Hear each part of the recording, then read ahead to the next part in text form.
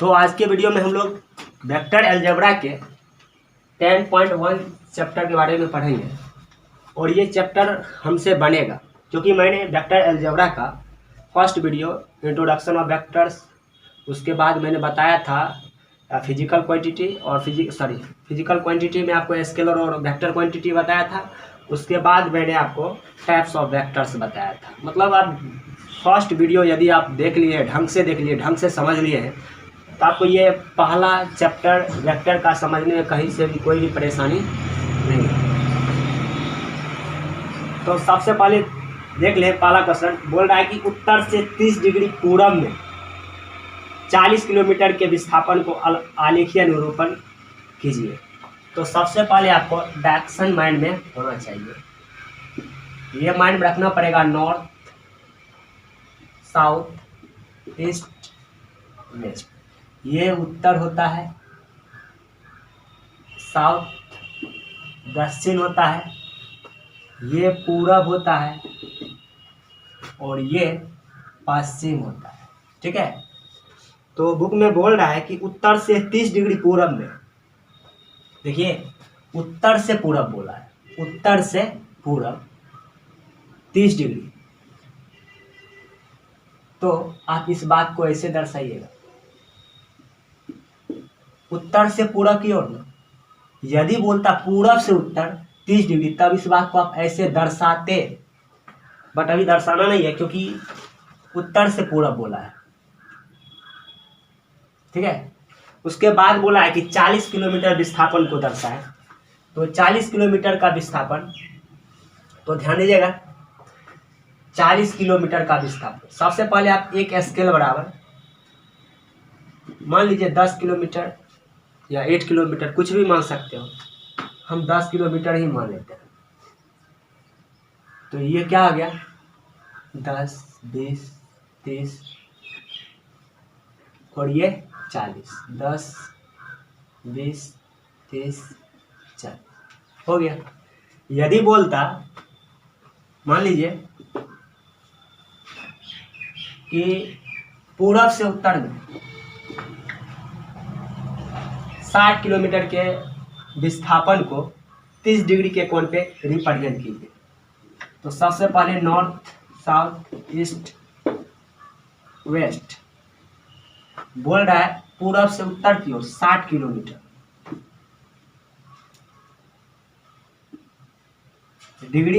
कोण तो 30 डिग्री ने बोला है, 60 किलोमीटर को। तो 15 चौका 60, आप एक स्केल बराबर, अब बड़ा पंचे 60 भी होता है, आप एक स्केल बराबर 15 किलोमीटर भी ले सकते हैं, आपका मर्जी है। एक स्केल बराबर 12 किलोमीटर भी ले सकते हैं और आपका मर्जी है एक स्केल बराबर 10 किलोमीटर भी ले सकते हैं। यही है, यदि 10 का यूनिट लीजिएगा तो 6 बार में खत्म होगा ना। अगर आप 12 का यूनिट लेते हैं तो 5 बार में खत्म होगा। यदि आप 15 का यूनिट लेते हैं तो 4 बार में खत्म होगा। आपका मर्जी है, आप 10 का यूनिट लो या 12 को लो या 15 का लो। आप 20 का भी यूनिट लिख सकते हैं, वो 3 बार में ही खत्म हो जाएगा ना। तो हम यहाँ पे माने हैं एक स्केल बराबर 15 किलोमीटर, 4 बार में खत्म होगा, 1, 2, 3, 4। ठीक है, यहाँ पर दर्शाएंगे 15, 30, 45, 60। तो आशा करता हूँ कि आपको ये पहला क्वेश्चन समझ में आया होगा। इसे भी यदि आप नोट करना चाहते हैं तो नोट कर लीजिए।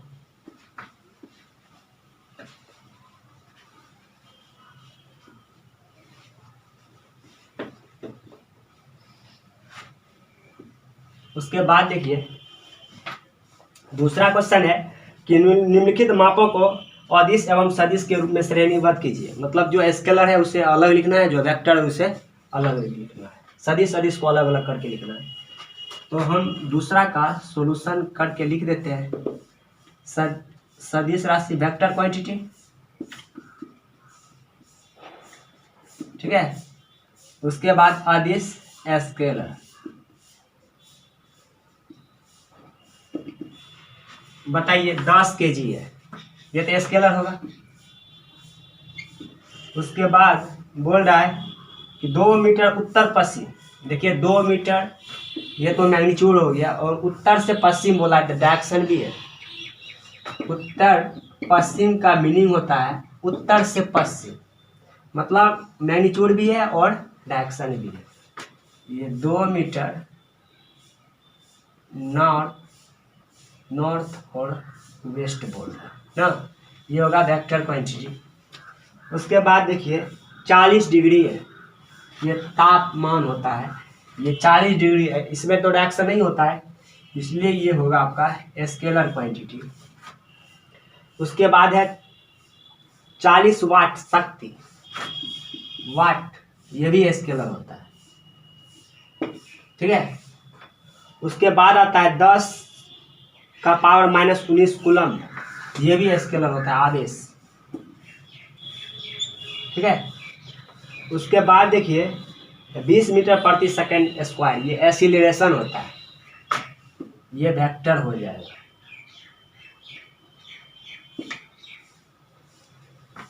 तो इस टाइप से आपको दूसरा भी समझ में आया होगा। अब तीसरा जान लें। बोला निम्नलिखित को अदिश एवं सदिश के रूप में श्रेणीबद्ध कीजिए। फिर वही बात, वेक्टर स्केलर।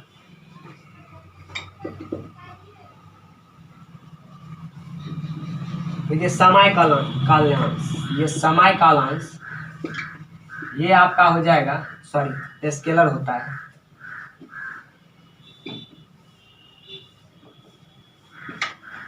समय, उसके बाद देखिए दूरी, ये भी स्केलर होगा। उसके बाद देखिए बल, ये आपका वेक्टर होता है। फिर देखिए वेग, विस्थापन निश्चित डायरेक्शन होता है, ये वेग होगा, वेक्टर होगा, सॉरी ये वेग, बल और वेग वेक्टर क्वांटिटी होगा। उसके बाद देखिए कार्य, ये स्केलर क्वांटिटी होगा, ठीक है। तो इसे नोट किया जाए।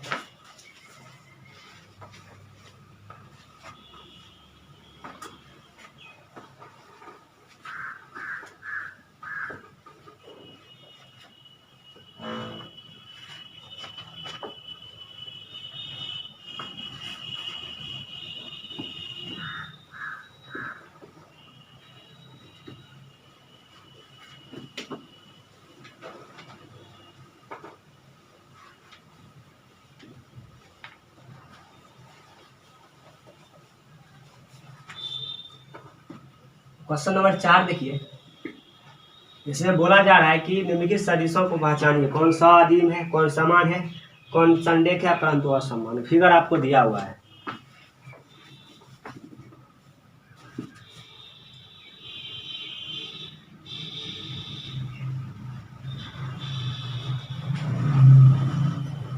फिगर ऐसे है, ऐसे है, ऐसे है और ऐसे है। ये वेक्टर ए, ये वेक्टर बी है, ये वेक्टर सी है और ये वेक्टर डी है। देखिए पाला में सह आदिम कोई निश्चय,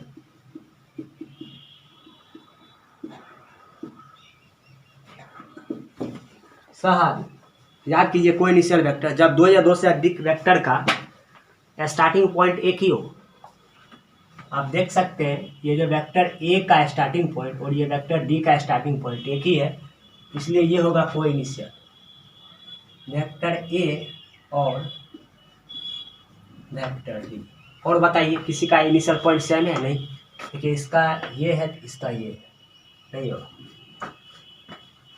अब दूसरा देखिए, समान इक्वल वेक्टर, जिस वेक्टर का डायरेक्शन सेम हो, इक्वल वेक्टर। बताइए, आप देख सकते हैं बी और डी का, केवल बी और डी का, देखिए ऊपर से नीचे की ओर डायरेक्शन बी और डी का, वेक्टर बी और डी का डायरेक्शन सेम है, मैग्नीट्यूड भी सेम है, इसलिए ये क्या होगा, इक्वल वेक्टर। तीसरा देखिए, संडेक परंतु असमान।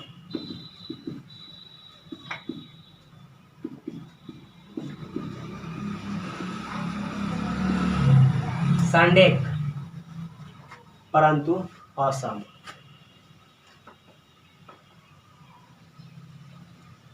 बताइए, ए और सी के बारे में सोचिए। तो ये पैरेलल है, और पैरेलल के केस में कोलाइनियर भी होता है। संडेक है परंतु असमान है, डायरेक्शन असमान, इसका डायरेक्शन इधर से इधर है और इसका डायरेक्शन इधर से इधर है। संडेक परंतु असमान, ये हो जाएगा vector A and vector C. अब देखिए, अगर रहे संडेक परंतु समान, तब आप क्या करोगे? आप बी और डी को देख सकते हैं ना, पैरेलल हो रहे, पैरेलल है और इसका डायरेक्शन सेम है। तो इस टाइप से आपको क्वेश्चन नंबर 4 भी कंप्लीट हुआ। अब आप 5वां में आ जाइए। बोल रहा है निम्नलिखित का उत्तर सत्य अथवा असत्य के रूप में दीजिए। बोल रहा है वेक्टर ए तथा माइनस वेक्टर ए संरेख है। वेक्टर ए और माइनस वेक्टर ए संरेख होगा। तो हम कहेंगे कि कोई जरूरी नहीं है, ये संरेख हो भी सकता है और नहीं भी हो सकता है, बिकॉज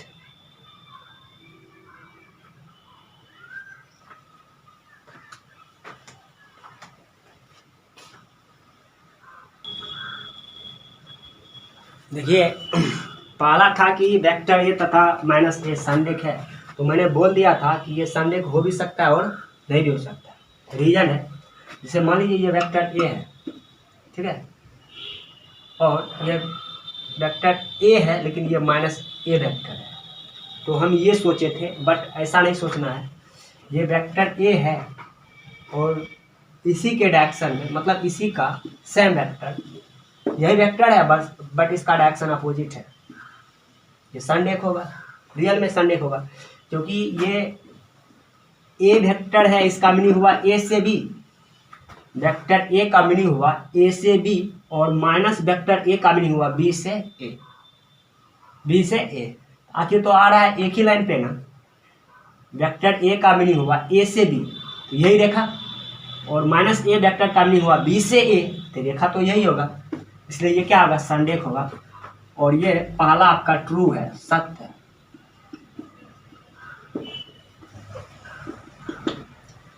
अब देखिए, दूसरा स्टेटमेंट है कि दो संरेख सदिशों का परिमाण सदैव समान होता है, अर्थात दो कोलाइनियर वेक्टर का मैग्नीट्यूड सेम होता है। दो कोलाइनियर वेक्टर, बताइए, कोलाइनियर वेक्टर, कोलाइनियर वेक्टर, देखिए ये भी कोलाइनियर है और ये भी कोलाइनियर है, क्योंकि दोनों एक ही सरल रेखा पे है। कोलाइनियर ये भी है, कोलाइनियर ये भी है, बट इसका देखिए मैग्नीट्यूड 5 मीटर है और इसका कुछ और भी, सॉरी, मान लीजिए ये 5 मीटर है और ये मान लीजिए 10 मीटर है। कोलाइनियर है बट मैग्नीट्यूड सेम नहीं है। तो इसके अनुसार बोल रहा है कि दो संरेख सदिशों का परिमाण सदैव समान होता है, कोई जरूरी नहीं है। क्या मतलब, ये अगर ए का मैग्नीट्यूड 10 मीटर है और बी का मैग्नीट्यूड 5 मीटर, ये तो कोलाइनियर है, बट क्या इसका मैग्नीट्यूड सेम है? नहीं ना, तो ये इस टाइप से फॉल्स होगा। बोल रहा है दो संरेख सदिशों का परिमाण सदैव समान होता है, कोई जरूरी नहीं है। संरेख है तो परिमाण समान हो भी सकता है और नहीं भी हो सकता है। जैसे एक और देख लीजिए समान वाला, ये मान लीजिए 10 मीटर का है और ये भी मान लीजिए 10 मीटर का है, ये भी संरेख, ये भी संरेख, इसमें परिमाण समान है, इसमें परिमाण समान नहीं है। इसलिए दो संरेख सदिश का परिमाण समान हो भी सकता है, परिमाण समान हो भी सकता है और नहीं भी हो सकता है। ये भी फॉल्स हुआ, सॉरी, दूसरा तो फॉल्स ही था, और सॉरी ये असत्य, दूसरा ही बता रहे थे। अब देखिए तीसरा बोल रहा है समान परिमाण वाले दो सदिश संरेख होते हैं? कोई जरूरी नहीं है बाबू। बताइए, ये मान लीजिए ये 5 मीटर का है और ये भी मान लीजिए 5 मीटर का है, क्या ये संरेख है? नहीं ना। अब एक और ले लीजिए एग्जांपल, ये मान लीजिए 6 मीटर का है और ये भी मान लीजिए 6 मीटर का है। अब ये संरेख, देखिए परिमाण समान, परिमाण समान, संरेख, ये भी परिमाण समान, ये भी परिमाण समान, क्या ये संरेख है? नहीं ना। तो बोल रहा है समान परिमाण वाले दो सदिश संरेख होते हैं? कोई जरूरी नहीं है। परिमाण समान है तो कोई जरूरी नहीं है कि वो संरेख होगा, एक सरल रेखा पे होगा, इसलिए ये भी फॉल्स है, असत्य। चौथा पे आ जाइए, बोला समान परिमाण वाले दो संरेख सदिश समान होते हैं? फिर वही बात, देखिए परिमाण तो दोनों का समान ही है, 6 मीटर, ये भी मान लीजिए 6 मीटर, ये संरेख है, परिमाण समान है, इसका भी परिमाण समान है, ये संरेख भी है, बट देखिए डायरेक्शन इसका इधर से इधर है, इसका डायरेक्शन इधर से इधर है, तो कोई जरूरी नहीं है कि परिमाण समान है और संरेख है तो डायरेक्शन सेम ही हो, इसलिए ये भी क्या होगा? फॉल्स होगा। इस बात को थोड़ा और समझ लें। जैसे बोला है कि समान परिमाण वाले दो संरेख सदिश समान होते हैं, बताइए परिमाण सेम है। अब देखिए परिमाण मान लीजिए 5 मीटर है, ये भी मान लीजिए 5 मीटर है, ये ए है, ये भी है, बताइए इस दोनों के बारे में सोचिए। परिमाण सेम है, संरेख भी है और डायरेक्शन भी सेम है। अब इस दोनों के बारे में सोचिए, परिमाण सेम है, ये संरेख भी है, बट डायरेक्शन क्या है? अपोजिट है। तो बुक में क्या बोल रहा है? समान परिमाण वाले दो संरेख सदिश समान होते हैं। समान मतलब क्या? डायरेक्शन सेम होना चाहिए। कोई जरूरी नहीं है, डायरेक्शन सेम भी हो सकता है और डायरेक्शन सेम नहीं भी हो सकता है। और इस टाइप से आपका 10.1 कंप्लीट हुआ। और मैं आगे नेक्स्ट वीडियो में नेक्स्ट मतलब 10.2 टाइप का थ्योरी बताऊंगा और उस पे क्वेश्चंस भी होगा, मतलब एक एक करके तोड़ के बताना है। जय।